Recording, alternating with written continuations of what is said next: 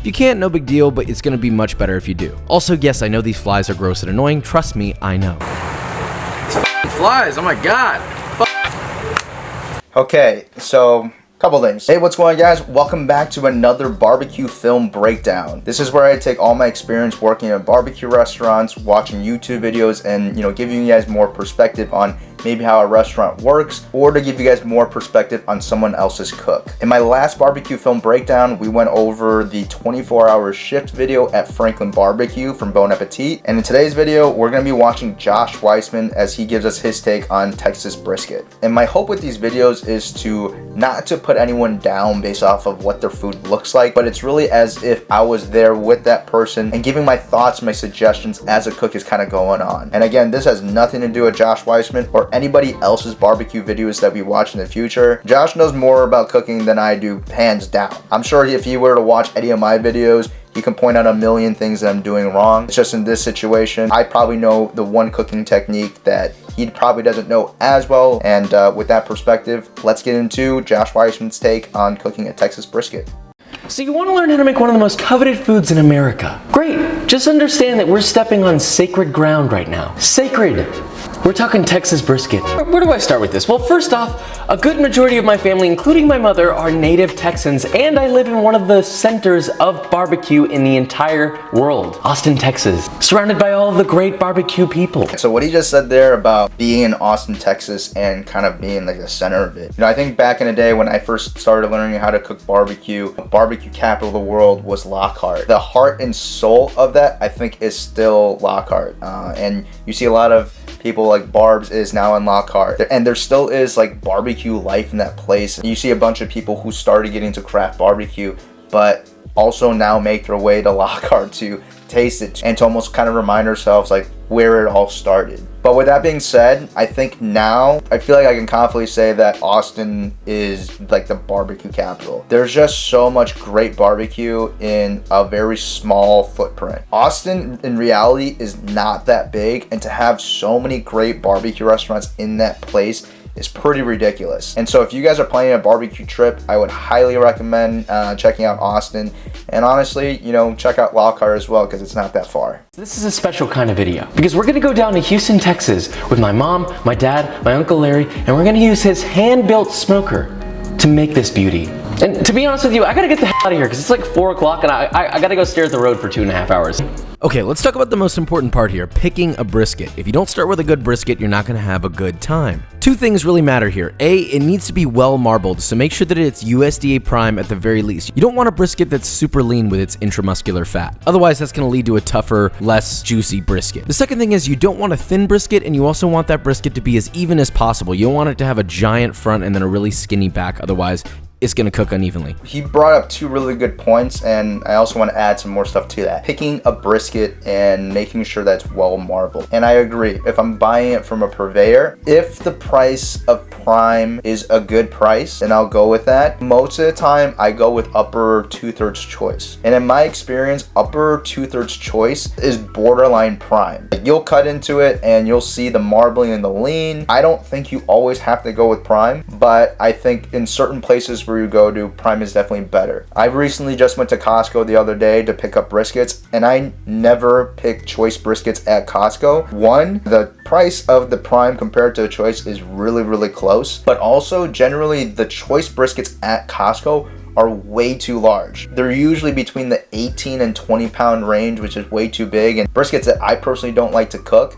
And if they're too small, those leans taper up way too much, and it's just not a really good eating experience. I don't really like cooking Wagyu briskets. Not that they taste bad or there's anything wrong with it, but brisket is already a super rich cut of meat, especially if you're talking about like the point muscle. And I like the fact that a slice of lean in an upper 2/3 choice or a prime brisket has just enough marbling but with the fat cat on top, it kind of balances out. With a Wagyu brisket, sometimes it's too much for me, and it's also way more expensive. So I'm not saying Wagyu is bad, but if you were to ask me, I would choose choice and prime. Those are the two that I would look for. So do your best to find that. Now, I would normally never recommend this, but for smoked brisket, you really need to trim off about 1/4 inch or 6 millimeters off of the fat cap on both sides of the brisket. All right, so just right here, and I noticed this during the B-roll that he had earlier, and this is just more of a safety tip. This brisket has been sitting on the counter way too long. You can see how wobbly that fat is. He's out in Houston. I'm assuming it's the summer. It's really hot, so please, before you guys trim your briskets, make sure they're in the fridge. Pull them at the very last second, just because I've seen so many people cut themselves. Just keep those briskets in the fridge and pull them out one at a time.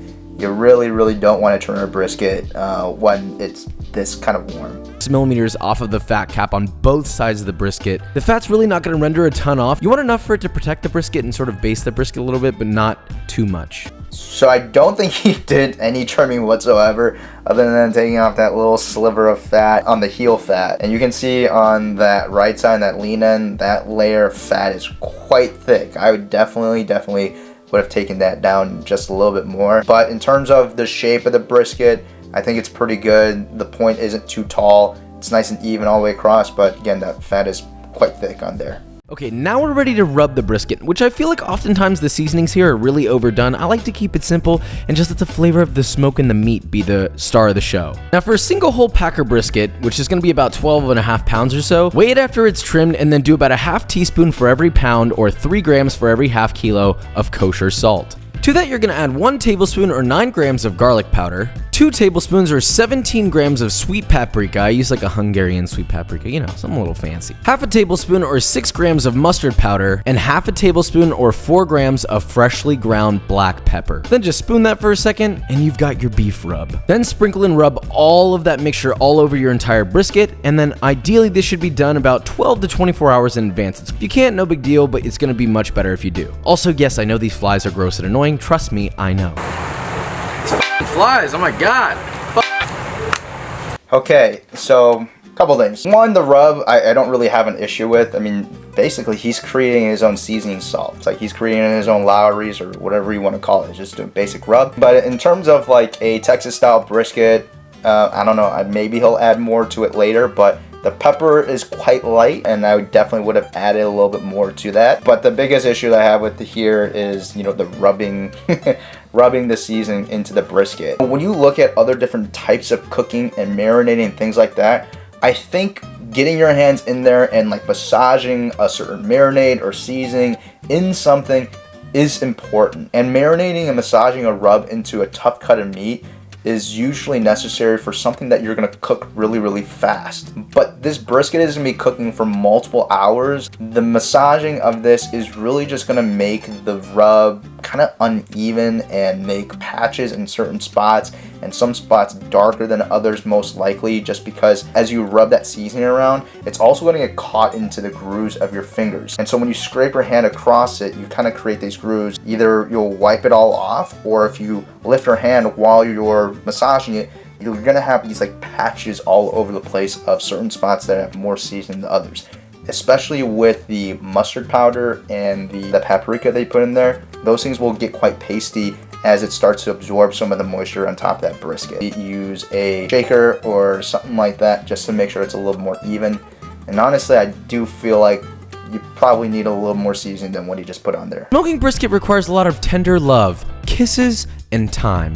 Mainly time, so you're probably gonna wanna start early. Key right there, starting early. Whatever time that you plan on serving it, give yourself like 3 to 5 hours, because you just never know what's gonna happen during the brisket cook. The key point is that we want the meat to end up at an internal temperature of 200 degrees Fahrenheit or 93 degrees Celsius. The speed in which you get there is our determining factor. You can go as low as 225 degrees Fahrenheit or 107 degrees Celsius for 12 to 16 hours, or you can go 265 degrees Fahrenheit or 130 degrees Celsius for 8 to 12 hours. Faster is going to sacrifice a little bit of juicy tenderness for speed. I kind of like the fact that he brought up there's just more than one way to do it, depending on your smoker, how big it is or how small it is.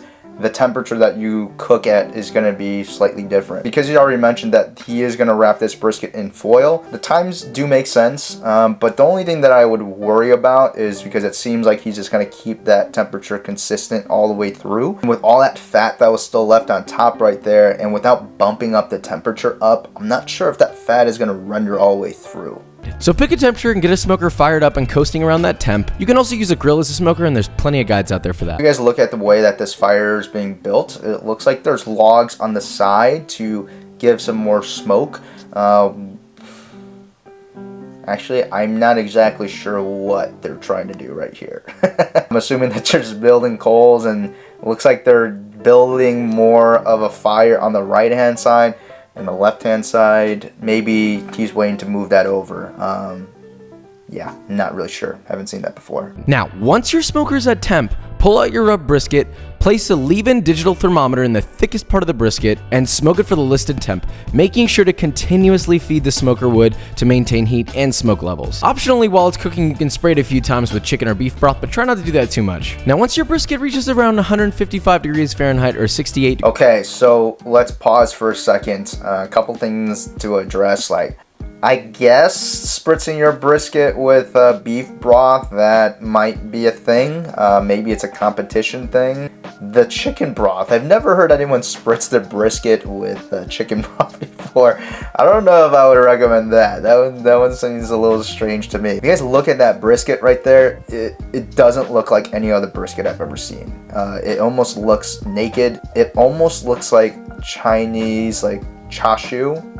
And the color of that brisket is that bright red because one, it's got a bunch of smoke on it, which is a good indication, but it doesn't have that good bark on the outside because there wasn't that much pepper. And also they used the paprika, which also gives that red color. You know, that's why when people talk about the coarseness of pepper on a Texas style brisket or using pepper to build that bark on the outside, like that's the reason why, because if you don't have a coarse pepper on top, you almost don't have any real texture. The other thing that I want to point out right here, and it's something that you don't really see a lot of. So right now it looks like he's wrapping his brisket and it's fat side down. If you guys look at the corner of that brisket, top right hand corner of that brisket, where it's really dark and it's kind of frayed up top. That is what happens when you don't take down the silver skin and those kind of like scraggly parts on the bottom. You don't clean up that lean and you end up cooking too hot. It ends up kind of curling and crisping. And I haven't seen this a lot,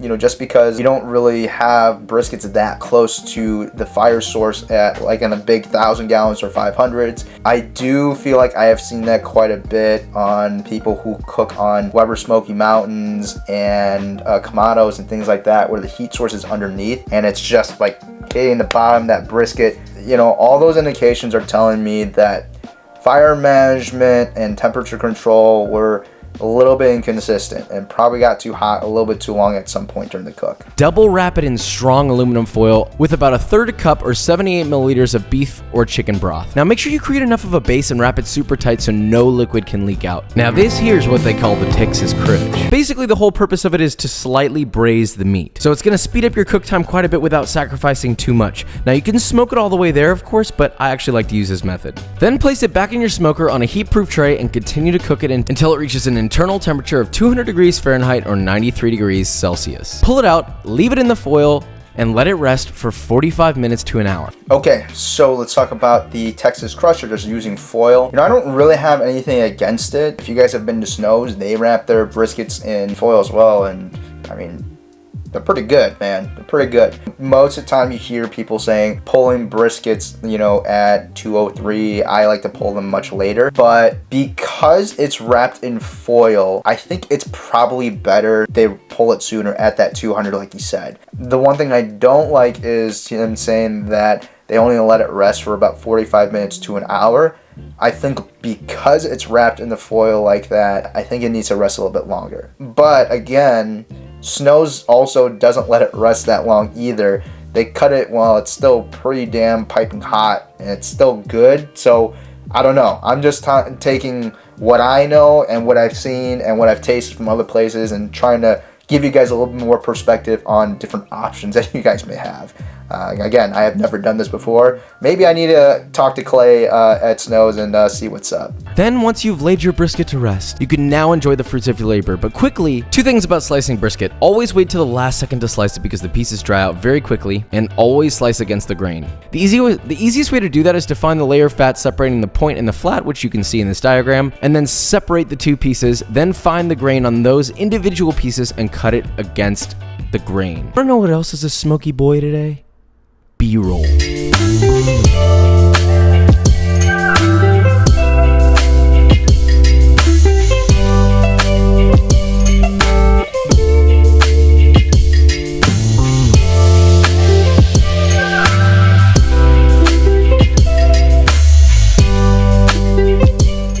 Alright, so as they sliced it, it actually held together really, really well. Through his B-roll, and you know, his brisket looks pretty good. I would say it definitely looks like it was wrapped in foil for sure, but if you look at the marbling in the point, it's still there. There are certain spots where the fat is a little bit white. That's kind of what I expected based off of the minimal trim, not really cooking hot enough to render thick layers of fat. I was hoping that we were able to see some of the lean slices towards the butt end of lean, just because I was curious to see how much of the fat is rendered with this cooking method. Things that I would change: 1 is definitely making sure we trim that brisket a little bit more to get more of that fat out. 2, I'm assuming based off of how much seasoning was put on there, and also how much he was spritzing it, and also that beef broth that he put in there, I'm assuming the brisket ended up being just a little bit more bland than expected. I would also add more black pepper to the rub to give it a better crust.